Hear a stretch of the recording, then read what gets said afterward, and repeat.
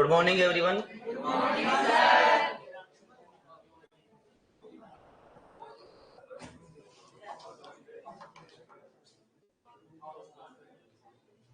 देखो, पहले अपन ने पढ़ा है कुछ,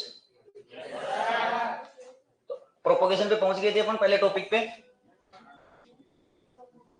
देखो इधर देखो, अपन ने स्टार्ट किया था उद्यान विज्ञान। आवाज नहीं भाई?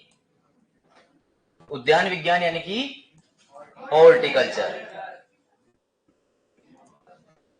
इधर देखो सारे के सारे, ये बात हो चुकी थी अपने पहले, लेकिन फिर से मैं स्टार्ट कर देता हूं।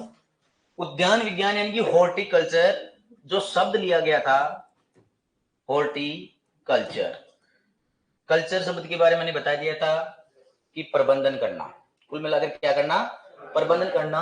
अगर पौधों की बात करें तो बोलते हैं उनका कल्टीवेशन करना। क्या बोलते हैं? कल्टीवेशन करना। और कल्टीवेशन करने का मतलब होता है कि उन्हें उगाना, टाइम पे पानी देना, बीमारी हो तो दवाइयां दिलाना, उसी को कल्टीवेशन बोलते हैं, उसी को अपन प्रबंधन बोलते हैं। तो ध्यान रखना, कल्चर वर्ड जहां पर भी आपको दिखे, कुल मिलाकर बात है कि प्रबंधन करना। अब देखो वर्ड यहां पर दिखना अपन को हॉर्टी, कौन सा दिख रहा है? हॉर्टी।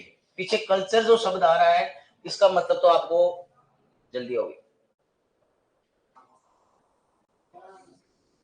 हॉर्टी के बारे में सुनो। हॉर्टी जो शब्द उठाया गया था वो लैटिन भाषा के, कौन सी भाषा से? लैटिन भाषा से उठाया गया था, जिसका मतलब होता है पोट। आवाज नहीं? क्या होता है? पोट। अब पोट को हिंदी में क्या बोलते हैं? गमला। ठीक है, अब गमले का मतलब हो गया कि कोई भी जगह जहां रखा जाता है वो एक निश्चित स्थान होता है। क्या होता है? निश्चित स्थान। अब देखिए यहां पर गमला बोल दो, हॉर्टस को गमला बोल सकते हैं या फिर उद्यान बोल सकते हैं। क्या बोल सकते हैं? उद्यान। उद्यान का मतलब गार्डन, उद्यान का मतलब गार्डन। देखो इसको उद्यान, गार्डन या पोट क्यों कहा गया? क्योंकि ये दोनों चीजें जो होती है, आज मैं गार्डन का छोटा सा एग्जांपल देके बताता हूं आपको। घर के सामने जो गार्डन लगाएंगे वो ऐसे सामने ही लगाएंगे, पीछे और दाएं तरफ बाएं तरफ थोड़ा लगाएंगे, क्योंकि एक निश्चित स्थान होगा सामने, तो सामने ही लगाएंगे। इसीलिए पोट या गमला, एक कमरे में जो गमले रखे जाएंगे वो ऐसे तो है नहीं कि पूरा कमरा भर दिया जाएगा, वो पीछे पीछे रख देंगे, तीन तीन आगे रख देंगे, तीन बीच में रख देंगे, तो एक निश्चित एरिया में ही रखा जाएगा। यानी कि उद्यान विज्ञान में वही फसलें आएगी जो एक निश्चित स्थान में उगाई जाती है। जैसे आम का बागीचा, अमरूद का बगीचा, ऐसे तो है 100 बीघा में लगा दिया, मूंगफली की तरह, गंवार की तरह 100 बीघा में गंवार बो दिया। ठीक है, जिनका निश्चित स्थान नहीं होता है उन फसलों को बोलते हैं क्षेत्र फसलें। क्या बोलते हैं भाई? क्षेत्र फसलें। और जिनको एक निश्चित दायरे में ही उगाया जाता है वो सारी की सारी किसमें आएगी? हॉर्टिकल्चर में। एक तरह से बाग बोल देंगे अपन। क्या बोल देंगे? बाग बगीचा, बाग बगीचा या फिर उद्यान। यहां तक क्लियर है? एक ही शब्द समझाया अभी तक मैंने, हॉर्टिकल्चर। क्या समझाया है? हॉर्टिकल्चर। और जिनको एक निश्चित स्थान नहीं होता है उन्हें क्या कहते हैं? क्षेत्र फसलें। जिनका अध्ययन कौन से में करेंगे? सस्य विज्ञान में। किसमें करेंगे भाई? सस्य विज्ञान में। अब अपन इसके आगे चलते हैं, इसी की जो शाखाएं हैं उद्यान विज्ञान में, कौन कौन सी शाखाओं के बारे में अपन बात करने वाले हैं। नंबर एक, पोमोलॉजी। नंबर एक, पोमोलॉजी। पोमोलॉजी में किसका अध्ययन किया जाता है? फलों का। देखो फलों का ऐसा कैसे पता चला कि इसमें फलों का अध्ययन किया जाएगा? जब पोमोलॉजी वर्ड लिया गया था, जब पोमोलॉजी शब्द बना था, उस समय एक शब्द उठाया गया था, पोमो। कौन सा उठाया गया था भाई? पोमो। जो कौन सी लैंग्वेज का था? कौन सी का था? लैटिन का। और एक था लॉजी। एक कौन सा है? लॉजी। जो कौन सी का है? ग्रीक। एग्रीकल्चर में यही एक अपवाद के रूप में माना जाता है। जितने भी शब्द आने वाले हैं, चाहे बायो में हो, चाहे केमिस्ट्री में हो, चाहे एग्रीकल्चर में हो, बाकी सारे शब्द होंगे एक एक भाषा के। यही एक अपवाद है जो दो लैंग्वेज का मिलेगा, दो भाषाओं का मिलेगा, लैटिन का भी मिलेगा और ग्रीक का मिलेगा। अब एग्जाम में 3-4 प्रकार से इसको घुमा सकते हैं, ज्यादा से ज्यादा कैसे घुमा सकता है कि पोमोलॉजी कौन सी भाषा का शब्द है, तो बताना है लैटिन प्लस ग्रीक। ऑप्शन में वो अपन को परेशान करने के लिए दे देंगे पहला ऑप्शन ग्रीक प्लस लैटिन। दोनों शब्द आ रहे हैं इसमें ही, लेकिन उल्टे आ रहे हैं। कैसे आ रहे हैं? उल्टे। चौथा ऑप्शन जो आपको मिलने वाला है वो मिलेगा लैटिन प्लस ग्रीक। तो पहली वैरायटी पे कौन सा आ जाएगा अपने? Latin plus Greek. क्योंकि पोमो शब्द पहले आ रहा है, और पोमो कौन सी लैंग्वेज का है? लॉजी बाद में आ रहा है, लॉजी कौन सी का है? ग्रीक का है। तो अपन यहां बोल सकते हैं लैटिन प्लस ग्रीक का। एक सवाल तो ये पूछा था। दूसरा जो सवाल पूछेंगे वो पूछेंगे कि पोमोलॉजी में पोमो शब्द कौन सी भाषा का है, पोमोलॉजी में लॉजी शब्द कौन सी भाषा का है। यहां तक कोई दिक्कत? ठीक है। अध्ययन करेंगे किसका, फलों का। देखिए अर्बोरिकल्चर, इसी के साथ में यहां पर भी क्लियर करवा देता हूं मैं, अर्बोरिकल्चर किसका अध्ययन करेंगे, एक होता है आर्बोरिकल्चर, आर्बोरिकल्चर दोनों का ध्यान रखना, आर्बोरी आर्बोरी और ये पोमोलॉजी। जिन शब्दों के पीछे कल्चर लग जाता है वो कौन सी भाषा के होते हैं, और जिन शब्दों के पीछे लॉजी लग जाता है वो कौन सी होते हैं, ऐसा माना जाता है। ठीक है, लेकिन देखो दोनों के पीछे क्या लगा हुआ है, कल्चर और कल्चर, यानी कि कौन सी भाषा है, लैटिन। कौन सी है, लैटिन। लेकिन अर्बोरी और आर्बोरी ध्यान रखना, ए बड़ा है आ बड़ा है आ, याद रखने के लिए आप कंफ्यूज नहीं हो कभी भी। अर्बोरिकल्चर, आर्बोरिकल्चर और पोमोलॉजी। पोमोलॉजी का तो सबको पता है किसका अध्ययन करेंगे, क्लियर यहां तक। अब बात कर रहा हूं मैं अर्बोरिकल्चर की और आर्बोरिकल्चर की। दो स्थान बना रहा हूं मैं, एक तो बना रहा हूं जंगली पेड़ पौधे, कौन से, जंगली। एक बना रहा हूं मैं जिनको बोल सकता हूं मैं साग झाड़ियां, बोल सकता हूं नहीं बोल सकता, जंगली पेड़ पौधे यही तो होते हैं, साग झाड़ियां वगैरह सारी की सारी, साग झाड़ियों का अध्ययन या जंगली पेड़ पौधों का अध्ययन। एक बोल सकता हूं मैं फलों वाले पेड़, कौन से पेड़, फलों वाले पेड़ पौधे, फलों वाले पेड़ पौधे। फलों का नाम नहीं लिया मैंने, फल की बात नहीं कर रहा हूं मैं, फल के बारे में बात नहीं करनी है, फलों वाले पेड़ पौधे।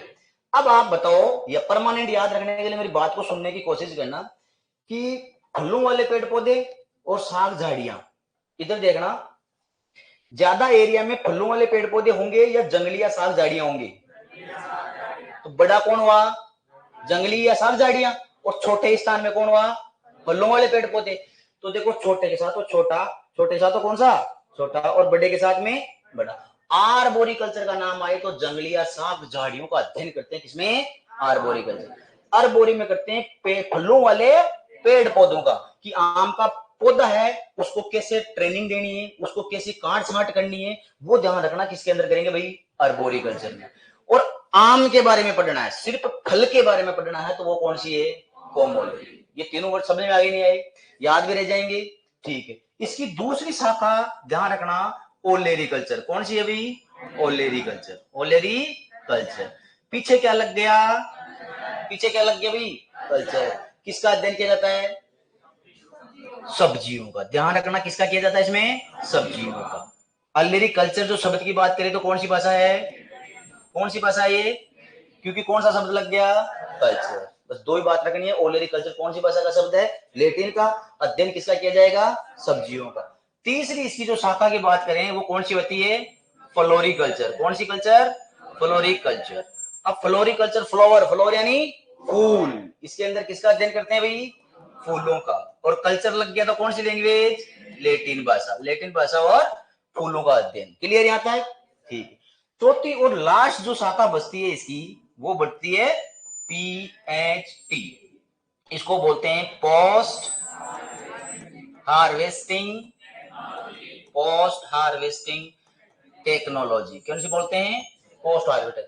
हिंदी में लिखूं तो कटाई उपरांत, उपरांत का मतलब बाद में, उपरांत का मतलब बाद में, यानी कि ऐसी तकनीक जो फलों का, सब्जियों का, फूलों का, सारी की सारी बागवानी फसलों का कटाई करने के बाद में की जाती है। जैसे जैम, जेली, मार्मलेड, स्क्वेश, अचार, चटनी, सॉस, ये सब चीजें पहले थोड़ी बनाएंगे भाई, आम लगा हुआ है उसके बना देंगे ऊपर बैठे बैठे, उसको तोड़ेंगे और तोड़ने के बाद में अपन लेके आएंगे, इंडस्ट्री में लेके आएंगे, वहां पर सारी की सारी क्रियाएं करेंगे। तो ये अध्ययन सारे के सारे किसमें करते हैं, पीएचटी, मतलब पोस्ट हार्वेस्टिंग टेक्नोलॉजी। आपने दो वर्ड पढ़े होंगे, प्रीपेड और पोस्टपेड, प्रीपेड और पोस्टपेड। कहां देखे ये वर्ड, सिम में, सिम लेते हैं, प्रीपेड सिम लेते हैं, पोस्टपेड सिम लेते हैं। तो अपने पास कौन सी है,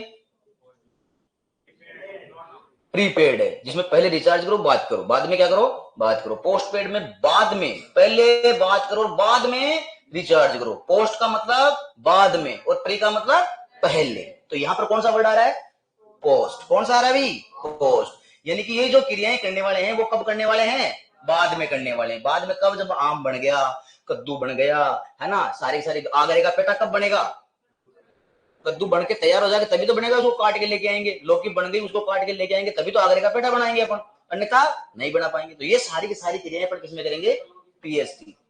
यहां पर कोई दिक्कत, यहां तक लिख लो इसको फटाफट।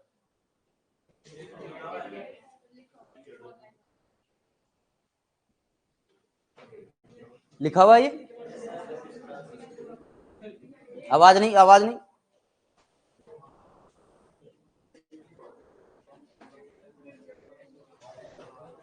जिनका नहीं लिखा वो फटाफट लिख लो।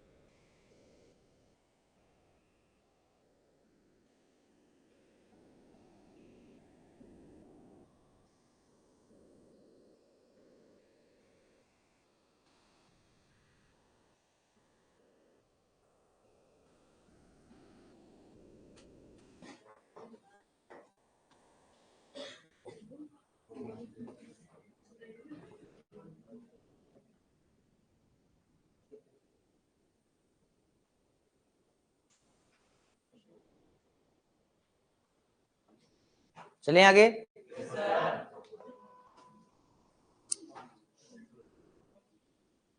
देखो ये बात हुई थी हॉर्टिकल्चर के बारे में। किसके बारे में बात हुई अभी तक, हॉर्टिकल्चर के बारे में। अब हॉर्टिकल्चर में पहली जो शाखा ले रहे हैं वो कौन सी ले रहे हैं अपन, पोमोलॉजी। कौन सी ले रहे हैं भाई, पोमोलॉजी। इधर देखो पोमोलॉजी के बारे में मैंने डिटेल से आपको बता दिया था। इसमें किसका अध्ययन करने वाले हैं, फलों का। और फलों के केस में एक छोटी सी बात सुनो, बात करता हूं मैं प्रवर्धन की। किसकी बात कर रहा हूं, प्रवर्धन की। अब प्रवर्धन में देखो जितनी भी फसलें थी उनमें आपने प्रवर्धन नहीं पढ़ा। एग्रोनॉमी की जितनी भी फसलें थी उनमें प्रवर्धन की बात इसलिए नहीं की क्योंकि प्रवर्धन मुख्यतः होता है दो प्रकार का, लैंगिक और अलैंगिक। लेकिन जितनी भी आप फसलें पढ़े हो एग्रोनॉमी वाले, वहां पर अलैंगिक प्रकार से प्रवर्धन संभव नहीं है। यानी कि किसी भी वनस्पति भाग को काटकर अपन उगा नहीं सकते। तो वहां पर सीधा सीधा अपन को बीज लगाना पड़ेगा। तो वहां पर कोई प्रवर्धन की बात अपन ने नहीं की थी। यहां पर अपन को प्रवर्धन की बात करनी पड़ेगी। तो टॉपिक पहला चलता है अपना प्रवर्धन। कौन सा चल रहा है, प्रवर्धन। प्रवर्धन को इंग्लिश में क्या बोलते हैं भी, प्रोपोगेशन। एक छोटी सी बात मैं क्लियर कर देता हूं, जो टर्मिनोलॉजी है, टर्मिनोलॉजी का मतलब हो गया शब्दावली।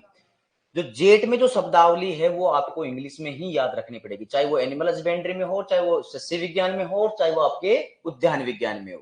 मैं बताऊंगा दोनों लैंग्वेजों में, हिंदी और इंग्लिश। अब जैसे टर्मिनोलॉजी का मतलब हो गया प्रोपोगेशन। अब आपको लिखा हुआ ऐसा मिल सकता है वहां पर, प्रोपोगेशन।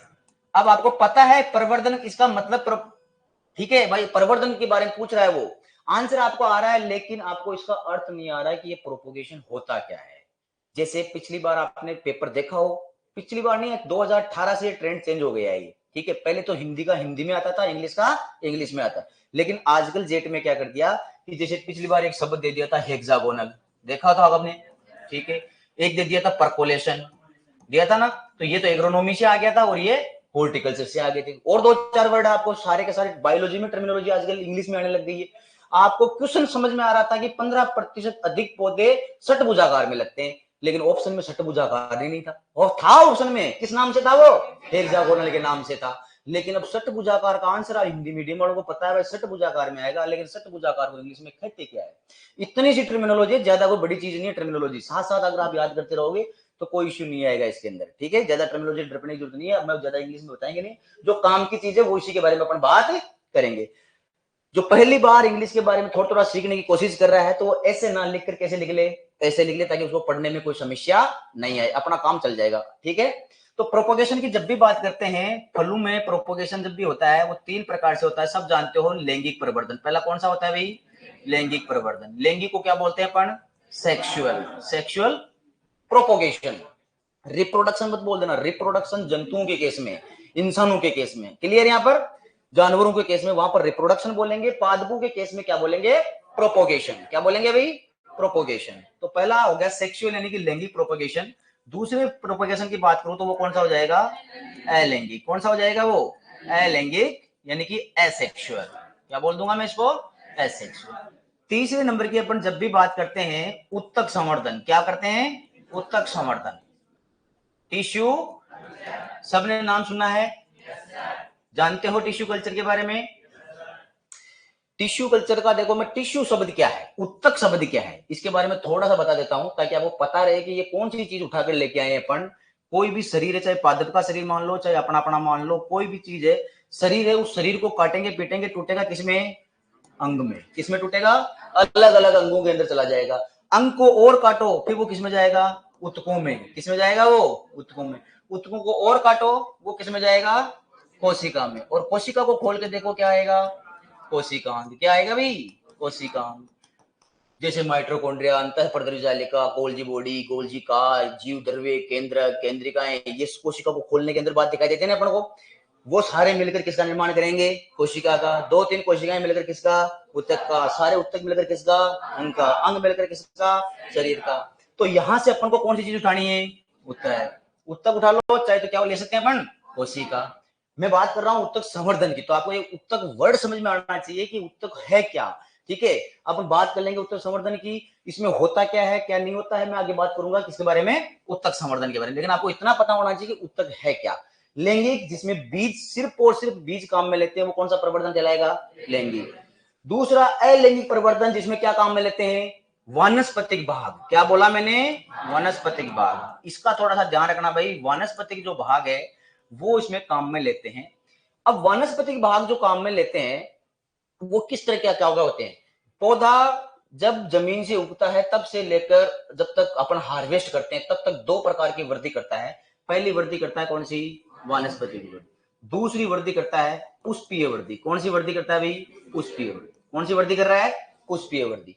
पुष्प के अंदर आता है पहला, पुष्पीय वृद्धि में पुष्प बनता है, पुष्प के बाद में निषेचन होता है। क्या होगा, निषेचन। निषेचन के बाद में फल बनता है और फल के बाद में बीज बनता है। या में से कोई सी आपकी चीज पूछी जाए कि ये पादप की कौन सी वृद्धि में आएगा, तो कौन सी वृद्धि में आएगा, पुष्पीय वृद्धि। इनको छोड़कर जड़, तना, पत्ती, ये सारे के सारे कौन से में आते हैं, वानस्पतिक वृद्धि में। किस वृद्धि में आएगा, वानस्पतिक वृद्धि में। यानी कि मैं वानस्पतिक भाग बोलूं तो जड़, तना, पत्ती बोल सकता हूं तीनों को, ठीक है। ये तीनों को तीनों क्या कहलाते हैं, वानस्पतिक। वानस्पतिक भाग को काट कर नया पौधा तैयार करना क्या कहलाता है, अलैंगिक। एक उत्तक को लेकर पूरा पौधे का निर्माण करना क्या कहलाता है, उत्तक संवर्धन। सिर्फ बीज बोकर पौधे का निर्माण करना क्या कहलाता है, तो हेडिंग लगाओ प्रवर्धन। हेडिंग लगाओ प्रवर्धन। हो गया था क्या, ये भी डेफिनेशन लिख ली थी, प्रसार बोलते हैं लिख लिया था, ठीक है। पौधों की संख्या में क्या करना, वृद्धि करना, क्या कहलाता है, प्रवर्धन। लैंगिक, अलैंगिक और उत्तक संवर्धन। हो गई थी ये बातें सारी सारी, चलो ठीक है। अलैंगिक चल रहा था, ठीक है। चलो मैं एक बार लैंगिक प्रवर्धन के बारे में बात एक बार और कर लेता हूं। नंबर 1, पहला जो प्रवर्धन है वो कौन सा है भाई, लैंगिक प्रवर्धन। कौन सा प्रवर्धन है, लैंगिक प्रवर्धन। इधर देखना, इसमें मैं छोटी छोटी 2-3 बातें बताऊंगा, लेकिन एक बात मैंने मुख्यतः बता दी आपको कि इसमें क्या काम में लेंगे, बीज। क्या काम में लेंगे, बीज।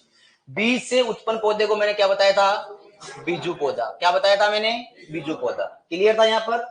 इसी के अंदर सुषुप्त अवस्था पाई जाती है। लैंगिक प्रवर्धन में क्या पाई जाती है, सुषुप्त अवस्था। सुषुप्त अवस्था का मतलब होगा चलता फिरता कोई भी जीव निष्क्रिय अवस्था में चला जाए, वो क्या कहलाती है, सुषुप्त अवस्था, जिसको मैं बोल सकता हूँ निष्क्रिय। क्या बोल सकता हूँ, निष्क्रिय। इंग्लिश में बोले तो डोरमेंसी। क्या बोलेंगे इसको अपन?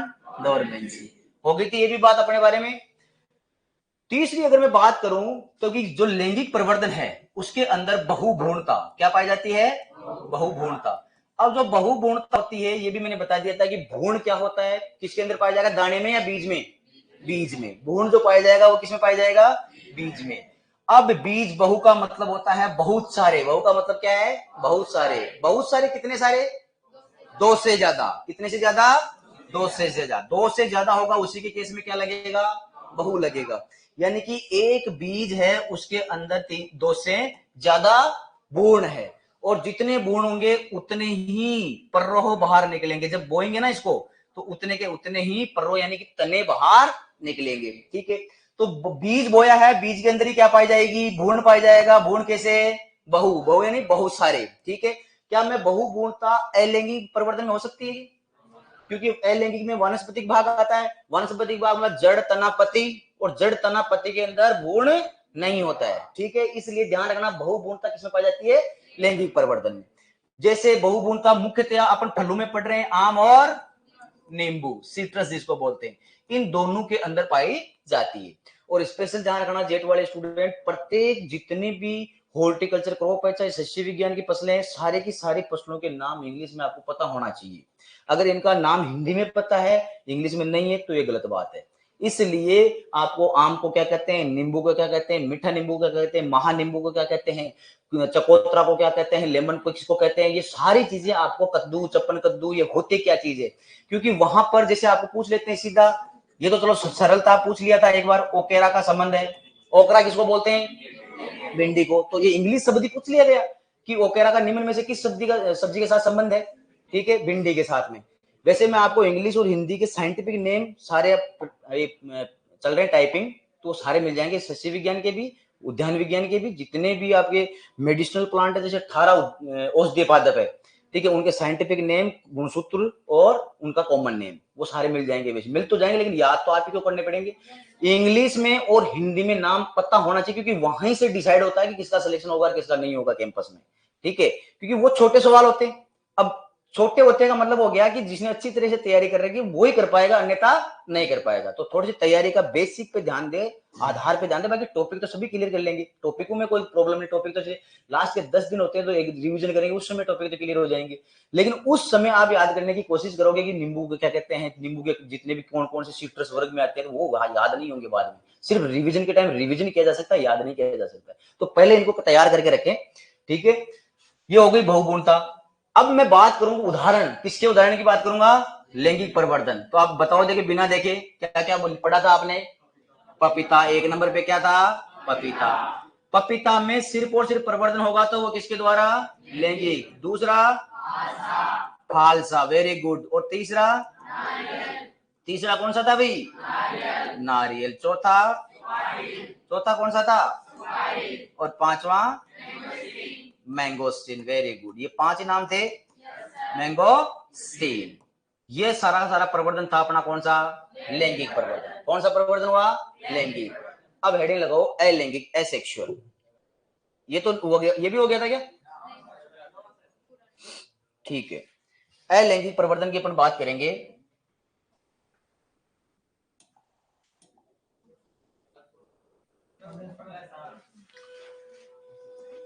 दो नंबर पे देखो अलैंगिक प्रवर्धन। अलैंगिक प्रवर्धन, एसेक्सुअल। आवाज नहीं भी। इसमें सारी की सारी बातें करने वाले हैं वानस्पतिक भाग को। किसमें काम में लेंगे अपन? वानस्पतिक भाग। तो अलैंगिक प्रवर्धन की जितनी भी विधियों के बारे में अगर अपन बात करें, कितने प्रकार के अलैंगिक प्रवर्धन की विधियां अपनाई जाती है उद्यान विज्ञान में। किसमें? उद्यानिक फसलों के अंदर। यानी कि उद्यानिक फसलों का जब भी नाम आए, मैं बार बार बोल रहा हूं, फल, सब्जियां, औषधीय पादप और फूल। फल, सब्जियां, औषधीय पादप और फूल, उनमें प्रवर्धन किस किस तरह से होता है? नंबर 1 विभाजन। नंबर 1 विभाजन। विभाजन व रूपांतरण। विभाजन व रूपांतरण। एक बार समझने की कोशिश करते जाओ इनको। विभाजन को इंग्लिश में अपन क्या बोलते हैं भाई? डिवीजन। एंड रूपांतरण को मॉडिफिकेशन। तो ये पहला विधि जो है वानस्पतिक यानी कि अलैंगिक परिवर्तन की पहली विधि विभाजन व रूपांतरण। नंबर 2 कलम, यानी कि इसको इंग्लिश में बोले तो क्या बोल सकते हैं, कटिंग, CUTTING, ये हो गई कलम। नंबर अगर अपन 3 बात करें, कौन सा कलम, दाब कलम। कौन सा कलम भाई, दाब कलम। दाब कलम को इंग्लिश में क्या बोलते हैं, लेयरिंग। ये तो भैया इंग्लिश में ध्यान रखना, इनको ऐसे लिखे मिलेंगे आपको, यही मिलेंगे, लेयरिंग, कटिंग, इस तरह से। अब इसके बाद में अगर चौथी विधि के बारे में बात करें अपन, उपरोपण। वेरी गुड, कौन सी है, उपरोपण, जिसको इंग्लिश में क्या कहते हैं, ग्राफ्टिंग, इस तरह से ग्राफ्टिंग। ये समझा दूंगा मैं सारी चीजें क्या क्या होती है, क्या क्या इसको एग्जांपल है। और जो लास्ट है वो कौन सी है, कलिकायन। कौन सी है भी, कलिकायन। लिख लो इनको फटाफट, जिसको इंग्लिश में क्या कहते हैं, बडिंग, कलिकायन, बडिंग।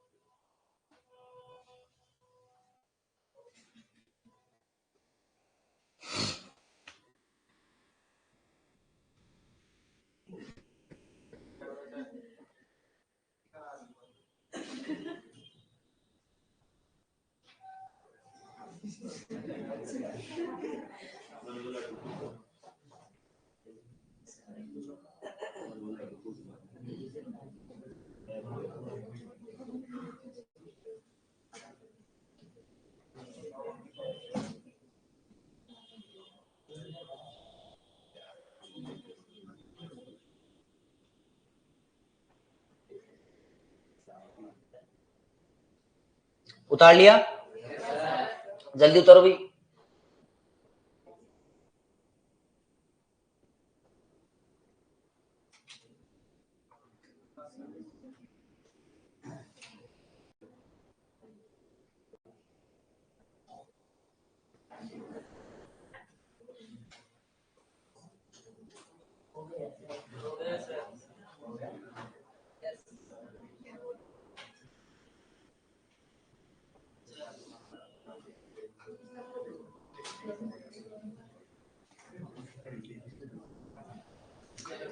देखो इसके आगे पहली जो विधि की बात करें अपन, आवाज नहीं भाई, पहली विधि कौन सी थी अपने पास, विभाजन व रूपांतरण। अब इधर ध्यान दे रहे सारे के सारे, इनसे बहुत इंपॉर्टेंट क्वेश्चन आते हैं और ये थोड़ा सा टफ टॉपिक है, इसलिए इसको ट्रिक के साथ करेंगे। इसका थोड़ा सा घुमा के क्वेश्चन क्या आता है, क्योंकि इनमें केला है, जैसे दूब घास है, तो बहुत सारे प्रकार से उनका प्रवर्धन किया जा सकता है। ठीक है, हर वनस्पतिक भाग से, जैसे दूब घास की कोई चीज छोड़ दिया जाओ आप, टहनी छोड़ दिया जाओ, जड़ छोड़ दिया जाओ, तो भी वो लग जाएगी। ठीक है, तो उनमें मुख्यतया जो जो दूब घास जो फैलती है वो कौन सी से फैलती है, और नॉर्मल जो फैलती है वो किससे फैलती है, तो उसके बारे में आपको पता लगाना है। यहाँ पर बहुत ही इंपॉर्टेंट क्वेश्चन बनेंगे, तो टर्मिनोलॉजी का थोड़ा मेरे को सुनना। बात करेंगे विभाजन, देखो साफ साफ पता चल रहा है आपको, यानी कि एक भाग है, इसको मैं काट दूंगा तो दोनों में दो क्या हो गया इसका, विभाजन। यानी कि पौधे के कोई से भी भाग को काट कर आप लगा रहे हो तो वो कौन सी कैटेगरी में आने वाली है, विभाजन। ठीक है, यानी कि विशेष तौर पर आपको कोई ध्यान नहीं देना है कि किस तरह से काटना है, क्या करना है, क्या नहीं काटना है, सिर्फ सीधा काट कर आप लगा दोगे तो वो क्या कहलाएगी, विभाजन। अब देखो क्या लिखा हुआ है, रूपांतरण। यही पौधा है, इस पौधे के पास में इस प्रकार से आपने तुमड़ा निकला हुआ देखा होगा कहीं ना कहीं, कोई ऐसा पौधा देखा, जिसे आपने केला देखा होगा, केले के नीचे से निकले हुए रहते हैं। ठीक है, यानी कि जब केला लगाया था उस समय तो ऐसा था। ठीक है, यानी कि जब लेके आए थे अपन बाइक हीरो होंडा, उसके बाद में साइलेंसर लगा दिया बुलेट का, तो उसके रूप में क्या हो गया, अंतर हुआ कि नहीं हुआ, यानी कि मैं क्या बोल सकता हूं, रूपांतरण। तो पहले था ऐसा, फिर बाद में क्या हो गया, ऐसा। इसी को बोलते हैं पर क्या, रूपांतरण। अब इस रूपांतरण वाले भाग को लेना यहां से, इस भाग को लेकर नए पौधे का निर्माण करना, वो तो किस में आ जाएगा, रूपांतरण में। सीधे भाग को काट कर ले जाए तो वो किस में आ जाएगा, विभाजन में। दोनों चीजें क्लियर है, दोनों का मतलब पता है, ठीक है। अब पहले बार नंबर एक पे ले रहे हैं अपन, कौन सी, विभाजन। कौन सी ले रहे हैं भाई, विभाजन। अब देखो इस विभाजन यानी कि डिवीजन के अंदर कौन कौन सी कैटेगरी के सारे प्लांट आते हैं जिनका प्रवर्धन में विभाजन के द्वारा कर सकता हूं। तो छोटी सी ट्रिक है, इसको सुन लेना, क्योंकि यहां से जो क्वेश्चन आते हैं वो बहुत ही कंफ्यूजन क्वेश्चन आते हैं, तो आपको कंफ्यूजन में नहीं रहना है, आपको छोटी सी मेरी बात सुननी है, उसके बाद में यहां से आने वाला क्वेश्चन कोई सा भी गलत नहीं होगा। तो थोड़ा सा ध्यान देने की कोशिश करें कि जितने भी अपने राजस्थान में, भारत में अपन कैटेगरी वाइज बटे हुए हैं सारे के सारे, ठीक है। यानी कि कैटेगरी की बात करें तो ओबीसी, एससी, एसटी और जनरल। अब जनरल की जगह आपको क्या रखना है, इसके 3 कैटेगरी होगी मुख्यतः, बाकी बच गई वो सारी कौन सी आती है, जनरल में आती है, सारी किस में आते हैं, जनरल में। तो इस बात को समझाने की कोशिश कर रहा हूं मैं, वो कैटेगराइजेशन नहीं कर रहा हूं, ठीक है। मैं इसको विभाजन को समझाने की कोशिश कर रहा हूं। ये ट्रिक है, आपको कैसे याद रखनी है, जो मेरी बात सुनोगे 2 मिनट सुनना है, 2 मिनट बोलना नहीं, इधर उधर नहीं देखना है। अब जो बच गई उसको इंग्लिश में बोलते हैं रिमेनिंग। क्या बोलते हैं, रिमेनिंग। जो बच गई है उसको बोलते हैं रिमेनिंग। ये ध्यान रखना, आपको एक स्पेलिंग याद रखनी है, रिमेनिंग का मतलब होता है बचा हुआ। रिमेनिंग का मतलब क्या होता है, बचा हुआ। तो यहां मैंने लगा ओबीसी, एससी, एसटी और रिमेनिंग, यानी बची हुई।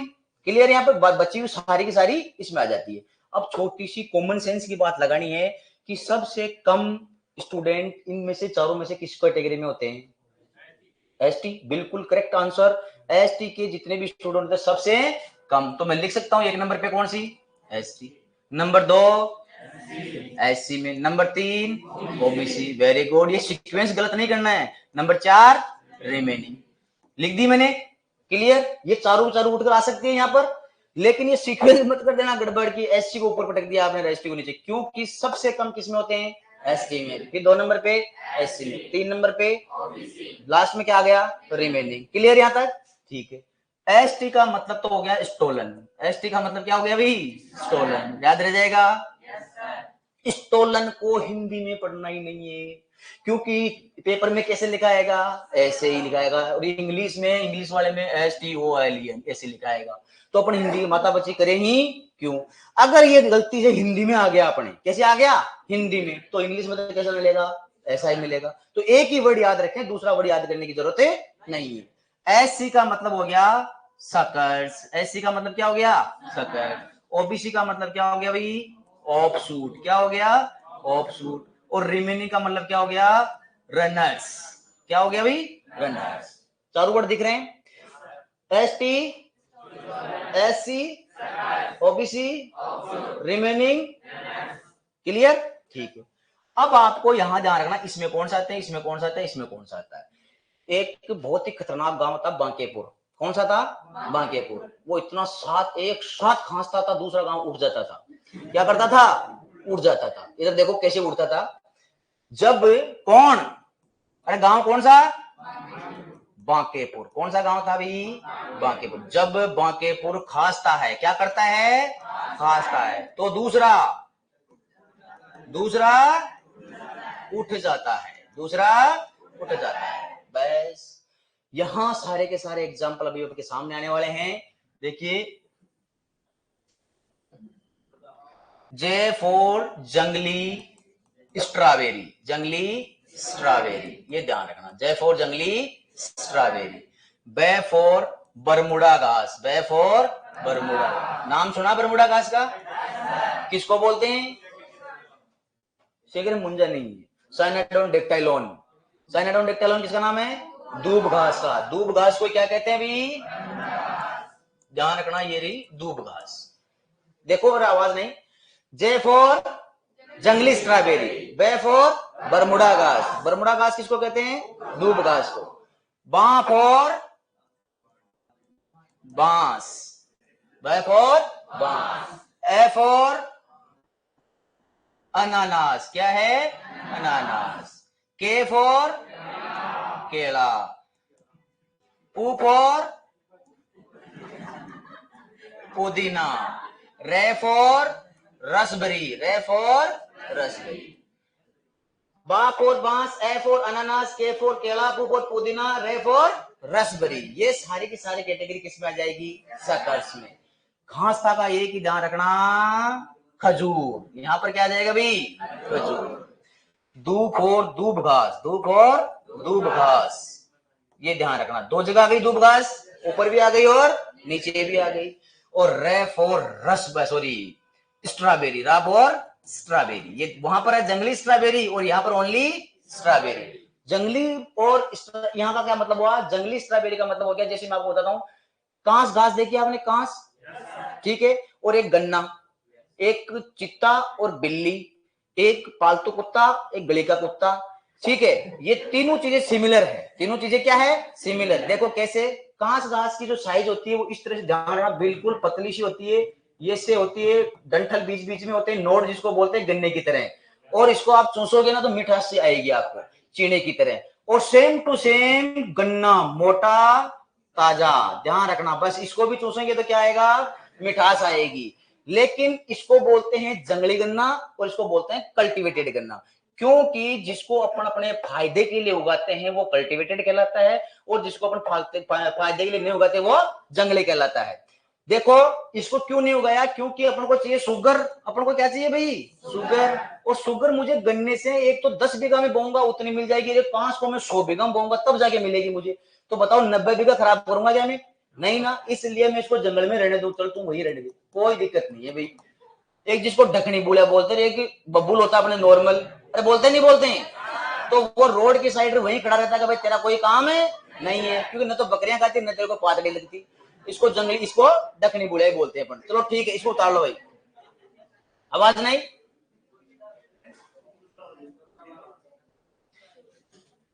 आवाज नहीं, आवाज नहीं बिल्कुल। ये दो जगह आ रहा है, मैं भी बता दूंगा, अपवाद लिखवा दूंगा मैं, लेकिन इनको पता होना चाहिए आपको। यहां से अब कोई क्वेश्चन गलत नहीं होगा, बस एक ही लाइन से याद रखनी है, जब बांकेपुर खास था तो दूसरा, बस यहां सारे क्लियर हो गए।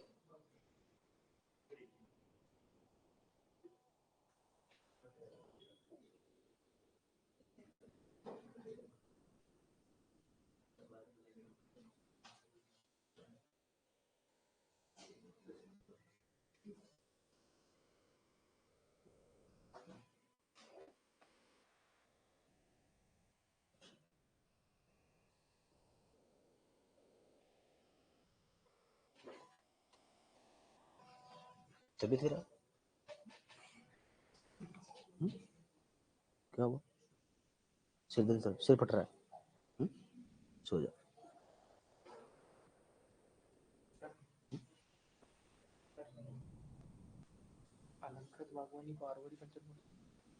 अलंकृत बागवानी नहीं बोल सकती, अरबोरी बोल सकती।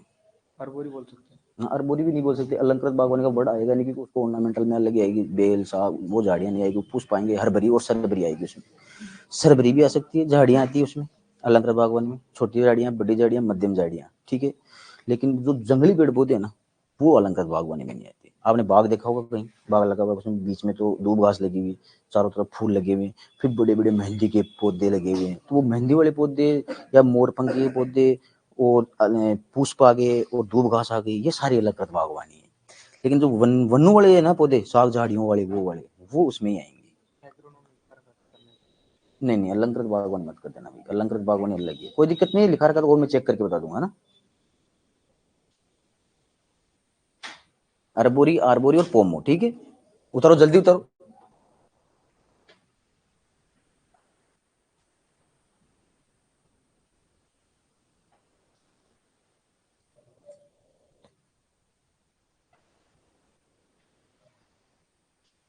रेडी? कोई दिक्कत हो तो भी मत बताना।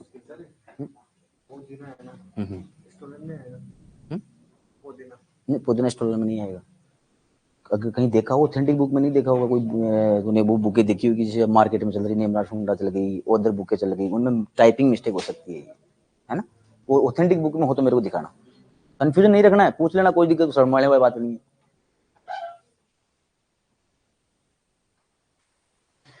और कॉपियों को भी खोलो थोड़ी, ये बंद रहेगी तो फिर दिक्कत हो जाएगी। खोल, कल से तो खोल ही लेना, आ जा तो रहने देखो अब।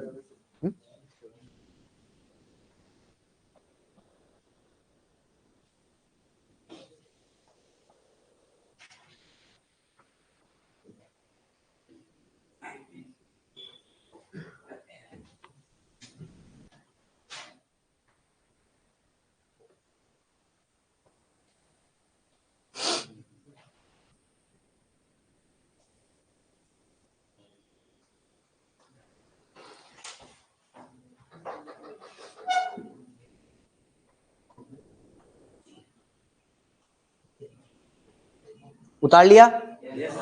ठीक है। अब देखो, जल्दी करो भाई, जल्दी करो।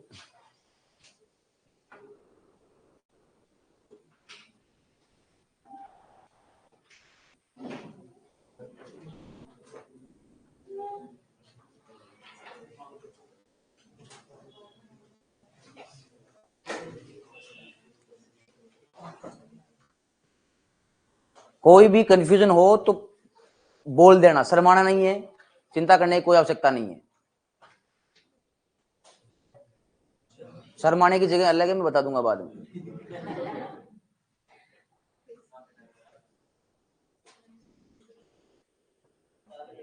उतार लिया ना? अब इधर देखो, यहां पर छोटी सी हेडिंग लगाना, अपवाद।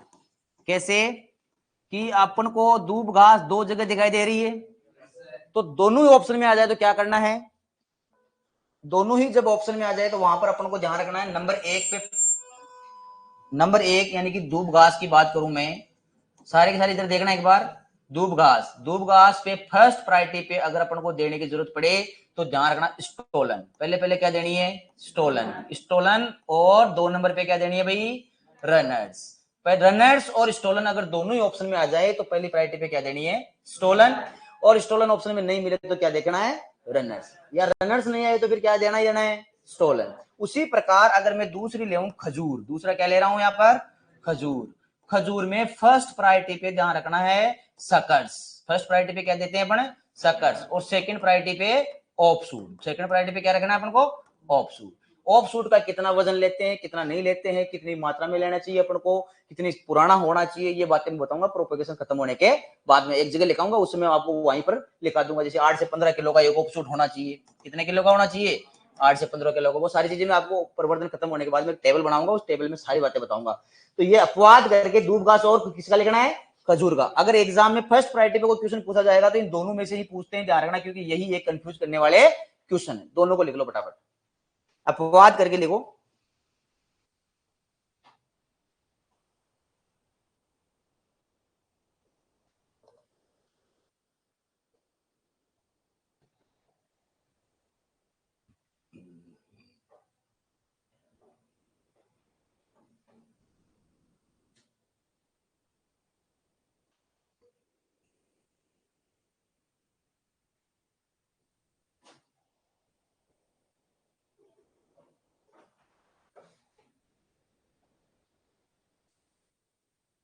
अब देखो, इसके ये पार्ट किसके बारे में बात हुई थी अभी तक? विभाजन के बारे में। तो विभाजन की जब भी बात आए तो आपको ध्यान रखना है, विभाजन का इतना सा नाम याद रखना है कि वो जब बांकेपुर काश था दूसरा उड़ जाता वाली ट्रिक इसकी पार्ट की बात है, विभाजन की। सबसे ऊपर ऊपर नंबर 2, नंबर 3 और बाकी रिमेनिंग। रिमेनिंग का मतलब बचा हुआ, जो भी 3 को छोड़कर बची हुई सारी की सारी किसमें आ जाएगी? रिमेनिंग में। तो ये सीक्वेंस भी याद रह जाएगी। और वो ट्रिक का रहना, जब बांकेपुर खांसता है तो दूसरा उड़ जाता है। ठीक है, एक बार रफ कॉपी में बैठ के आराम से टाइम मिले आपको बना लेना और लिख लेना बिना देखे, ताकि आपको ये दोबारा तैयार करने की जरूरत नहीं पड़े। और अपवाद के रूप में दूब घास और खजूर। अब अगर मैं बात करूं रूपांतरण की, नंबर 2 पे कौन सा आता है भाई अपना? रूपांतरण। क्या बोलेंगे इसको अपन? मॉडिफिकेशन। रूप में अंतर। रूपांतरण के कौन कौन से पार्ट है आपको सारे पता चल जाएंगे। जैसे आपने पढ़ा होगा ट्यूबर, पढ़ा आपने ट्यूबर, जिसको अपन क्या बोलते हैं? कंद। क्या बोलते हैं? कंद।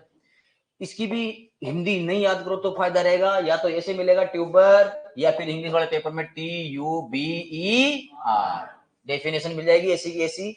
आपको बार बार हिंदी कंद, सल्क कंद, आकंद, परकंद, ये चारों वर्ड याद रखने की जरूरत नहीं है। सिर्फ आप किस नाम से याद रखें? ट्यूबर के।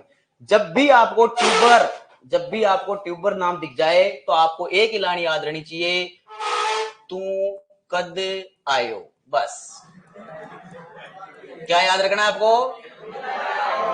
तो ये ट्रिक भी कंफ्यूजन नहीं करेगी भाई, ये ट्रिक तू कद आयो है किसकी? तू यानी ट्यूबर, तू फॉर यानी कि ये ट्यूबर वाले की ट्रिक है।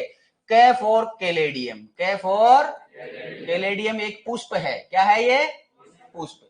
द फॉर डहेलिया, डहेलिया नाम सुना आपने? ये भी एक क्या है? पुष्प है। आयो मतलब आलू, आयो मतलब आलू। कैलेडियम, डहेलिया और आलू। तू कदे टू फॉर ट्यूब। क्लियर यहां पर? ठीक है, लिख लो।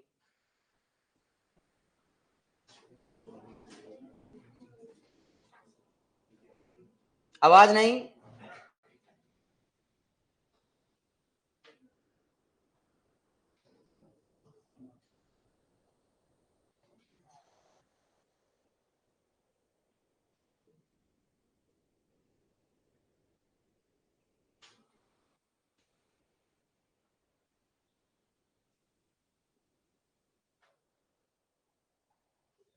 ये बहुत बड़े कंफ्यूजन वाले हैं, इनको इसी तरह से याद रखना ताकि आपका सवाल गलत नहीं हो, टेस्ट में आए, मेन एग्जाम में आए, आपका कोई किसी प्रकार का सवाल गलत होने के चांसेस नहीं रहेंगे 1% भी। ये तो ध्यान तो रखना, मैं बोल देता हूँ जैसे कैलेडियम क्या है, बहेलिया क्या है, कल को 3 दिन बाद में पता ही नहीं रही कैलेडियम क्या है। कोई तो कहे सर ये फल है, कोई कहे सर औषधीय पदार्थ है, कोई कोई अलग ही बताएगा। थोड़ा ध्यान रखना मैं क्या बताया मैंने दोनों को पूछ पे। हाँ, तो ये भी ध्यान रखना है थोड़ी सी बात को। देखो नंबर 2, राइजोम का नाम सुना? राइजोम, इसको आपको यहां से एग्जाम्पल ही पूछेंगे, न की परिभाषा। परिभाषा 12th का एग्जाम कोई दे रहा है तो राइजोम की परिभाषा पूछ सकता है, कंद की परिभाषा पूछ सकता है, उन्हीं को याद करने की जरूरत है। आप कर रहे हो कंपटीशन की तैयारी तो न तो क्या पूछेंगे आपको कंद क्या होता है, न पूछेंगे आपको राइजोम क्या होता है। आपको सीधा पूछेंगे कि राइजोम में अंदर कौन किसका प्रवर्धन होता है और कंद के या ट्यूबर के द्वारा किसका प्रवर्धन होता है। सिर्फ एग्जाम्पल याद रखना, और एग्जाम्पल याद रखने के लिए मैंने क्या बताया, टू कदर। राइजोम जब भी आपको दिखे तो आपको एक लाइन याद रखनी है, रात को आना हल्दीराम। कब? रात को आना हल्दीराम। कब आना? अगर आपको कोई बोले दिन तो आप बोलना रात के, क्यों? कि राइजोम। क्या बोलना है? राइजोम। बस इतना ध्यान रखना, रात फॉर राइजोम, रात फॉर राइजोम। को फॉर केला, को फॉर केला। ए फॉर अदरक, ए फॉर अदरक। हल्दी मतलब हल्दीराम मतलब हल्दी। क्लियर? लिख लो तो।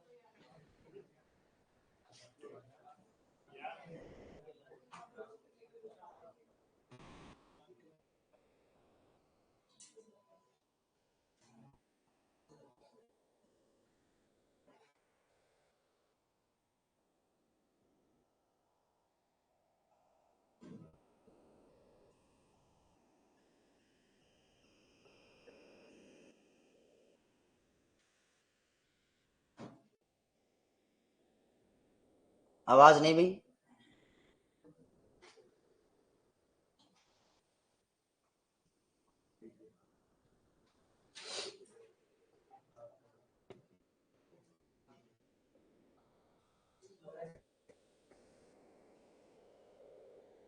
लिख लिया? नंबर 3, नाम सुना बल्ब, जिसको सल्ककंद बोलते हैं। याद रख लोगे बल्ब के नाम से ही, हिंदी वर्ड याद रखने की आपको कोई जरूरत नहीं है। बल्ब यानी कि आपको क्या ट्रिक याद रखनी है, जब भी बल्ब दिख जाए तो बावड़ी क्या रखना है भाई? प्यार ले। क्या ले?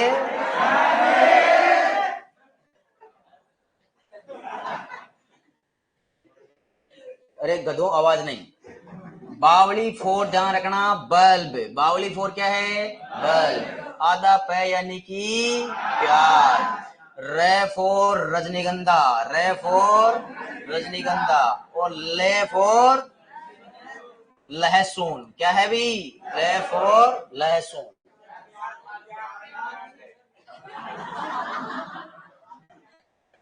आवाज नहीं, आवाज नहीं बिल्कुल भी। साइलेंट। उतार लो इसको।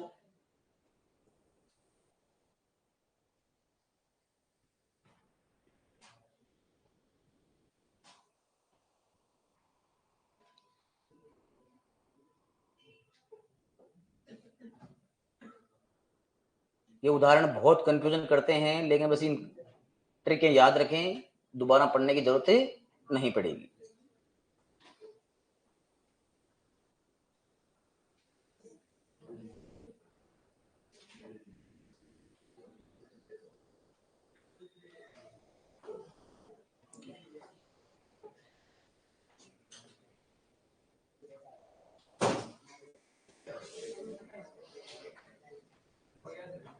उतार लिया। देखो इसका लास्ट फाइनल पार्ट है, आपने पढ़ा होगा कौन, कौन सा पार्ट है, कौन। कौन से याद रखना है आपको, कागज। क्या याद रखना है, कागज। अब आपको ट्रिक भी परेशान नहीं करेगी कि कागज वाली चारों में से है किसी किसी का कैसे स्टार्ट हो रहा है क्या नाम, तो कागज वाली ट्रिक किसकी हो जाएगी, का फॉर कौन, गे फॉर ग्लेडियोलस, क्या है ग्लेडियोलस, जे फॉर जमीकंद, जे फॉर जमीकंद। बस ये चारों प्रकार के प्रकार होते हैं, कौन सा हो गया अपना रूपांतरण। उतार लो।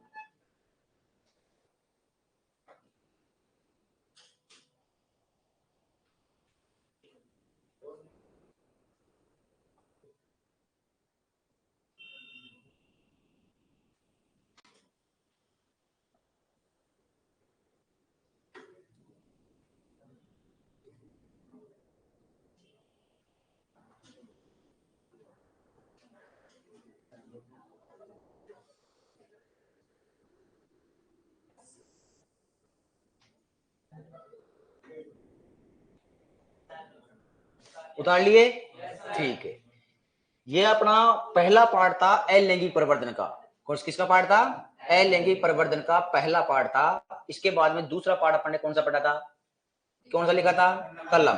कौन सा लिखा था, कलम। अब इसके बारे में बात करेंगे अपन, कलम क्या होती है, किस प्रकार से अपन उसको लगाते हैं। देखो विभाजन में रूपांतरण में अभी तक मैंने कोई साइज नहीं बताया आपको कि जो ले जा रहे हो उसकी साइज इतनी होनी चाहिए, आप इस प्रकार से काटो उसको, उसके बारे में कोई बात नहीं की है। इन दोनों पार्टों को कोई से भी उठाकर आप ले जाके लगा सकते हो। लेकिन अब कलम के केस में टेक्निकल वर्ड के बारे में बात करनी पड़ेगी अपन को कि कलम क्या चीज होती है और कलम को मैं किस तरह से काटूंगा, कितनी लंबी होनी चाहिए, कितनी मोटी होनी चाहिए। आपने पढ़ा होगा कलम पेंसिल के आकार की होनी चाहिए, ठीक है। पेंसिल का आकार कितना सेंटीमीटर होता है, अगर फीता लेकर नापेंगे तो कितना सेंटीमीटर उसका आकार आता है। एग्जाम में पूछेंगे कि कितना सेंटीमीटर होता है, तो पेंसिल का आकार कितना सेंटीमीटर का होता है, 1 सेंटीमीटर का। कितने का होता है, 1 सेंटीमीटर का आकार होता है। तो पेंसिल का आकार इसका होता है, तो यानी कलम कलम का कितनी साइज हो गई, 1 सेंटीमीटर। और कलम की भी कितनी हो गई, 1 सेंटीमीटर। तो कलम की जो साइज होती है वो 1 सेंटीमीटर होनी चाहिए, लंबाई 20 सेंटीमीटर के आसपास होनी चाहिए। इसको कितनी डिग्री के कोण पे अपन को जमीन में लगाना चाहिए, कितनी गहरी होनी चाहिए, कितनी बाहर होनी चाहिए और कितनी अंदर होनी चाहिए। ये कलम की एक विशेषता होती है जो वैज्ञानिकों ने इसके ऊपर प्रयोग कर करके, पहले उसको ज्यादा बाहर रखा काम नहीं चला, ज्यादा अंदर रखा तो भी काम नहीं चला, कितना उन्होंने बताया, क्यों रखना चाहिए, ये कारण उन्होंने बताया। वो चीजें मैं आपको बातें बताऊंगा किसके बारे में, कलम के बारे, और उन्हीं बातों को अपन लिखने वाले हैं। लेकिन यहां तक किसी प्रकार की कोई दिक्कत हो तो आप मेरे को बता सकते हो। ओके, एंड फॉर टुडे इसको करो भाई, बंद कैसे करते हैं।